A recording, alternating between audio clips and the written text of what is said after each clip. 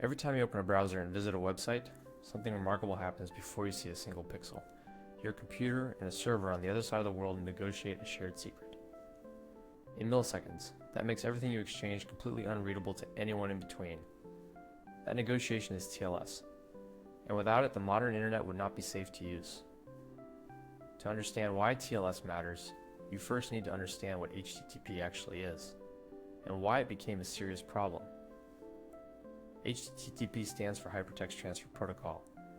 It is the rulebook that governs how your browser asks for a web page and how a remote server sends one back. The model is simple. Your browser sends a request, the server sends a response, and the content arrives. The problem is that HTTP is plain text. Every request, every response, every form field you fill out, all of it travels across the internet as readable characters. Your username, your password, your credit card number, completely exposed on the wire. Imagine writing a letter, but instead of sealing it in an envelope, you hand it to a stranger and ask them to pass it along. Every person who touches that letter can read it. That is HTTP. And you would never know who had read it. On an open Wi-Fi network, a coffee shop, an airport, a hotel lobby, anyone with freely available software can intercept every HTTP request around them. There is no encryption to break. Just readable text, flowing across the air. This is called a man-in-the-middle attack, and for most of the web's early history, it was embarrassingly easy to execute. In the mid-1990s, Netscape invented a solution. They called it SSL, Secure Sockets Layer. The goal was to wrap that plain text HTTP conversation inside an encrypted tunnel so that intercepted traffic would appear as nothing but random noise. The protocol evolved through multiple versions. SSL became TLS, Transport Layer Security. Both SSL 2.0 and 3.0 were found to have serious vulnerabilities and were deprecated. TLS 1.0, 1.1, 1.2, and now 1.3 followed, each tightening the security model. Modern servers require TLS 1.2 at minimum and TLS 1.3. Released in 2018, is now the standard. Each version tightened the security and removed outdated algorithms. The underlying idea remained the same. HTTPS is simply HTTP running through that encrypted tunnel. When you see a padlock icon in your browser's address bar, that padlock has a specific meaning. This connection is protected by TLS. Nobody between you and the server can read what you are exchanging. Not your ISP, not a hacker on the same Wi-Fi, not anyone without the session key. But how does the tunnel actually get built? This is where TLS becomes fascinating. It all starts with a handshake. Before a single byte of your real data is exchanged, your browser and the server run a brief, structured negotiation. This is the TLS handshake.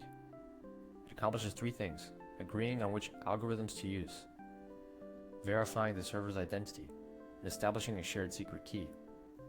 The handshake begins with a client hello. Your browser tells the server which TLS versions it supports and which cipher suites it knows. A cipher suite is a combination of algorithms. One for key exchange, one for encryption, one for message authentication. The browser also sends a random number. The server responds with a server hello. It picks a TLS version, and cipher suite sends its own random number, and then sends something critical, its digital certificate. The certificate is the server's identity document. It contains the server's public key, and it has been signed by a trusted certificate authority. An organization like DigiCert or Let's Encrypt. Your browser ships with a built-in list of around 100 of these trusted authorities. When the browser receives a certificate, it checks the cryptographic signature, confirms the certificate has not expired, and verifies that the domain on the certificate matches the site you are visiting. This verification chain can have multiple levels. A root authority might sign an intermediate authority certificate, and that intermediate authority then signs website certificates. The browser traces each link in the chain, verifying every signature until it reaches a trusted root. If any link is invalid, the connection is refused. This is the authentication step. Before you hand over your password to what looks like your bank, you need to know you're actually talking to your bank. The certificate chain is how that verification happens automatically every single time. Now comes the mathematical heart of TLS, the key exchange. Modern TLS uses a technique called Diffie-Hellman key exchange. The elegance of Diffie-Hellman is that two parties can independently arrive at the same shared secret, without that secret ever crossing the network. Here is an analogy. Imagine you and a friend both start with the same publicly known base color, bright yellow. You each mix in your own private secret color and then swap your blended results with each other. Now you each add your private color to what you received from the other. You both end up with the same final color. Your private colors never cross the network. They never left your hands. In TLS, that final color is the session key. Once both sides have independently derived it, the handshake sends brief finished messages to confirm the key matched. Then the real connection begins. From this point forward, every byte is encrypted using AES, the advanced encryption standard. AES is a symmetric cipher, meaning both sides use the same key. It operates in blocks, transforming data through multiple rounds of mathematical operations. AES is chosen because it is extraordinarily fast in hardware. Modern processors have dedicated AES instructions that can encrypt gigabytes of data per second, fast enough to encrypt a real-time video stream, or millions of API requests without adding any perceptible delay. But encryption alone is not the full story. TLS also protects integrity.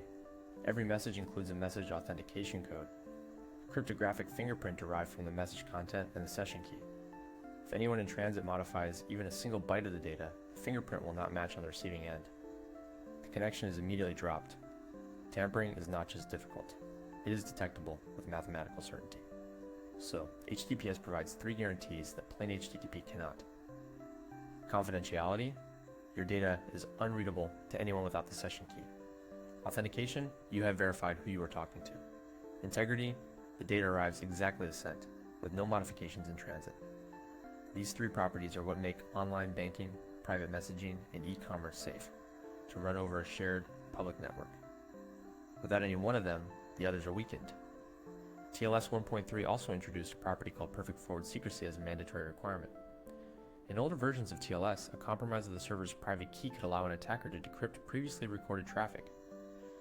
With forward secrecy, each session generates a fresh ephemeral key that is discarded the moment the session ends. Compromising the long-term private key reveals nothing about any past or future sessions. Every conversation stays private permanently. It is worth being honest about what TLS does not protect. TLS encrypts the content of your communications, but it does not hide the fact that you made them. Your ISP can still see which IP addresses you connect to and roughly how much data you send. They just cannot read the content.